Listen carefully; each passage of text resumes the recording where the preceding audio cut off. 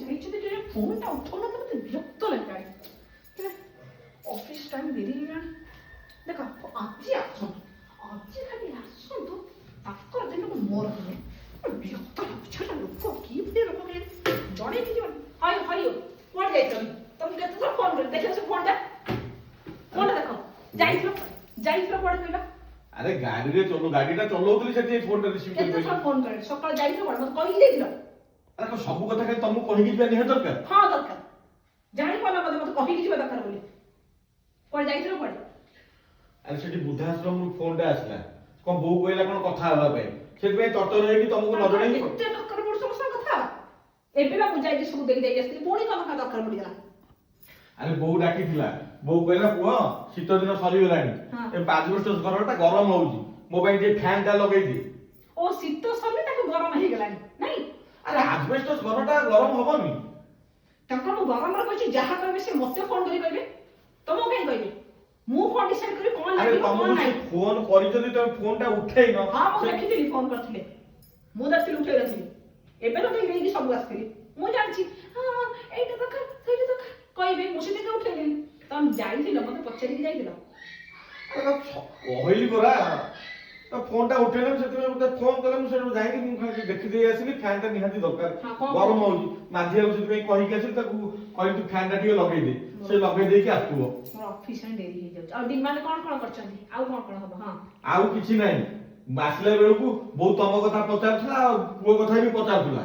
ନାତି ଟୋକା କଣ କରୁଛି, ବୋହୁ କଣ କରୁଛି, ସମସ୍ତଙ୍କ କଥା ପଚାରିଲା। ଖାଲି କଣ ହବ? ଆସିଲା ବେଳକୁ ଏମିତି ପଦେ କଥା କହିଦେଲା ଯେ ମାନେ ତମେ କୁହ ନା, ମୁଁ ଆସିଲା ବେଳଠାରୁ ମୋ ମନଟା ଖାଲି ଦୁଃଖ ହଉଛି, ଜମା ଭଲ ଲାଗୁନି। ଆମ ଝଗଡା କଥା ମୋରି ନାଁରେ କଣ ଗପିଥିବେ? କିଛି ତମ ନାଁରେ ସେ କହିନି, ସେ ତ ମୋରି ନାଁରେ ଗପନ୍ତି ନା। ସେ କହିଲା ପୁଅ ଆଉ ଆଜି ତ ଫ୍ୟାନ ଟା ଲଗେଇ ଦେଇକି ଯାଉଛୁ, ଆଉ କିଛି ଦିନ ଭିତରେ ତୁ ଏଠି ଏସି ଲଗେଇବାର ଯେ ବନ୍ଦୋବସ୍ତ କରିବୁ।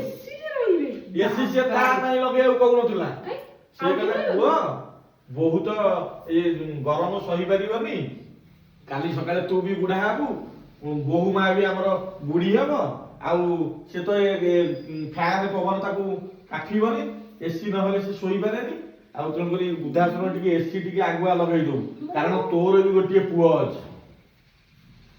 ଚଳିଥାଏ ଘରେ ଅଛନ୍ତି ଏସି ମୁଁ ଏସି ଲଗେଇବି ବୃଦ୍ଧାଶ୍ରମ ଭାଇ। ଆଉ ହେଇଗଲା ଫ୍ୟାନ ଲଗେଇଦେଲୁ? ହଁ ସେଠି ଉଚ୍ଚାରେ ଥିଲା ତ, ସେଠି ଲୋକ ଡାକି ତ ଧରିକି ସବୁ ଲଗେଇଦେଲି। ଆଉ କେତେ ପଇସା ହେଲା କହିଲୁ? ନାଇଁ ଭାଇ ପଇସା ଆଜ୍ଞା କଣ ଦବ?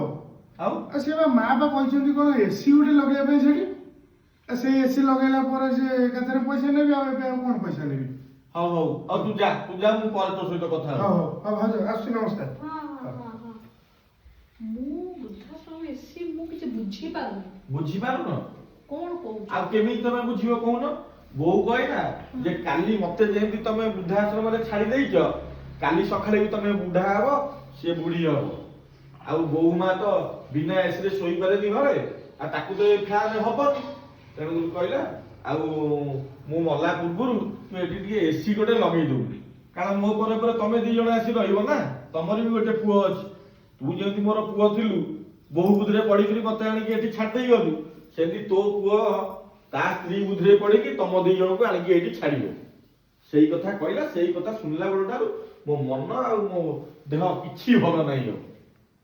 ସବୁବେଳେ ତ ତମେ କହିବ ବାପାଙ୍କୁ ନେଇକି ଏଠି ଛାଡ଼ିଦିଅ, ବୋଉକୁ ନେଇ ସେଠି ଛାଡ଼ିଦିଅ, ତମରି ବୁଦ୍ଧିରେ ପଡିକି ଆଜି ମୋର ଏଇ ଅବସ୍ଥା। ସତରେ ବୋଉ ଆଜି ମୋ ପାଖରେ ନ ରହିକି ମୋ ଆଖି ଖୋଲିଦେଲେ। ମତେ ନିଜକୁ ଏବେ ଲାଗୁଛି ମୁଁ କେତେ ବଡ ଭୁଲ କରିଛି। ଆଉ ତମେ ହଉଛ କୁମ୍ଭୀର କାନ୍ଦଣା କାନ୍ଦନି। ମତେ କ୍ଷମା କର, ଚାଲ ଆଜି ଯିବା, ଆଜି ବୋଉକୁ ନେଇ ଆସିବା। ମୁଁ ଭାବିବି ନାହିଁ ମୋ ଭବିଷ୍ୟତ କଣ ହବ, ସିଏ ସେଠି ଥାଇକି ମତେ ଭଲ ବୁଦ୍ଧି ଶିଖେଇଲେ। ଚାଲ ଏବେ ମୁଁ ଅଫିସ ପରେ ଯିବି, ତୁମେ ଚାଲ ବୋଉକୁ ଆଜି ନେଇକି ଆସିବା। ଦରକାର ନାହିଁ ବୋଉ ରହିବେନି ବାହାରେ, ରହିଲା। ଚାଲ ଯିବା, ଚାଲ ମୋ କଥା ମାନ। ସତରେ କହୁଛ ତ? ସତରେ ମୁଁ କହୁଛି, ମୁଁ ମାନେ ବିଶ୍ୱାସ କରିବନି ଯଦି ମୋ ହାତ ମାନେ ମତେ କଣ ହେଇଯାଉଛି କି, ମୁଁ ଯେତେବେଳେ ଭାବୁଛି ମୋ ଭବିଷ୍ୟତ, ବୋଉ ଏତେ ପାଖରେ ରହିକି ମୁଁ ଯଦି ନ ବୁଝିପାରିଲି, ସେ ଦୂରରେ ମତେ ଯୋଉ ପଦିଏ କଥା ତମ ହାତରେ କହି ପଠେଇଲେ ନା, ମୁଁ ନିଜେ ଭାବୁଛି ମୋର କଣ। ଚାଲ ବ୍ୟସ୍ତ ହନି, ଆମେ ଯାଇକି ବୋଉଙ୍କୁ କ୍ଷମା ମାଗିବା, ମୋ ଭୁଲ ମୁଁ କ୍ଷମା ମାଗିବି। ହଁ ଚାଲ ଯିବା। ଶୁଣ ତମେ ସତ କହୁଛ ତ? ହଁ ମୁଁ ସତ କହୁଛି। ନା ପୁଣି ବୋହୂକୁ ଘରକୁ ଆଇଲା ପରେ ପୁଣି ତମେ ଯଦି ନାଟକ ଆରମ୍ଭ ନା, କରିବ ନା। ପୁଣି କଥା ଖରାପ ହବ। ଆଉ କେବେ ବି କହୁଛି ଏମିତି ଭୁଲ ହବନି। କାହିଁକିନା ମୁଁ ଯେତେବେଳେ ନିଜେ ଅଙ୍ଗେ ଲିଭେଇବ ଜଣା ପଡିଯିବ କି କଣ ଭବିଷ୍ୟତ ମୁଁ ଜାଣିପାରୁନଥିଲି। ମୁଁ ବର୍ତ୍ତମାନ ସହିତ ଏତେ ଖୁସିରେ ଥିଲି। ଯାହା ହଉ ମତେ ଏତିକି ଖୁସି ଲାଗିଲା ତମେ ତମ ଭୁଲଟାକୁ ସ୍ୱୀକାର କଲ। ଭାଇମାନେ ଆପଣମାନେ ବି ଯୋଉମାନେ ଭିଡିଓ ଦେଖୁଛନ୍ତି ଆପଣମାନେ ବି ଟିକେ ସୁଧୁରି ଯାଆନ୍ତୁ। ଆପଣମାନେ କେବେ ବି ମିନୁ ଯୋଉ ଭୁଲ କରିଥିଲେ ସେ ଭୁଲ ଆପଣମାନେ କେବେ ବି କରନ୍ତୁନି। ଆପଣମାନେ ବି ଟିକେ ସୁଧୁରି ଯାଆନ୍ତୁ। କଣ କହିବା କଥା କହୁନ? So, ମୁଁ ଯୋଉ ଭଳିଆ ଭୁଲ କଲି ଆପଣ ମାନେ କେବେ ବି କରନ୍ତୁନି। ସମୟ ଥାଉ ଥାଉ ବୁଝି ଯାଆନ୍ତୁ। କଥାରେ ଯେମିତି ଅଛି ମୁଁ ବୁଝିପାରିଲି। କଥାରେ ଅଛି ଦେଇଥିଲେ ପାଇ। ଆପଣମାନେ ଯଦି ହାତ ଟେକି କାହାକୁ ଦେଇଥିବେ ଆପଣଙ୍କୁ କିଏ ହାତ ଟେକିକି ଦବ। ସମାନ। ସେମିତି ଆପଣ ଯଦି ଆପଣଙ୍କ ବୃଦ୍ଧ ପିତାମାତା ମାନଙ୍କୁ ଯଦି ଭଲରେ ରଖିଥିବେ ତାହେଲେ ଆପଣଙ୍କ ପିଲାମାନେ ଆପଣ ଯେତେବେଳେ ବୁଢା ବୁଢୀ ହେବେ ସେମାନେ ଆପଣଙ୍କୁ ବି ଭଲରେ ରଖିବେ।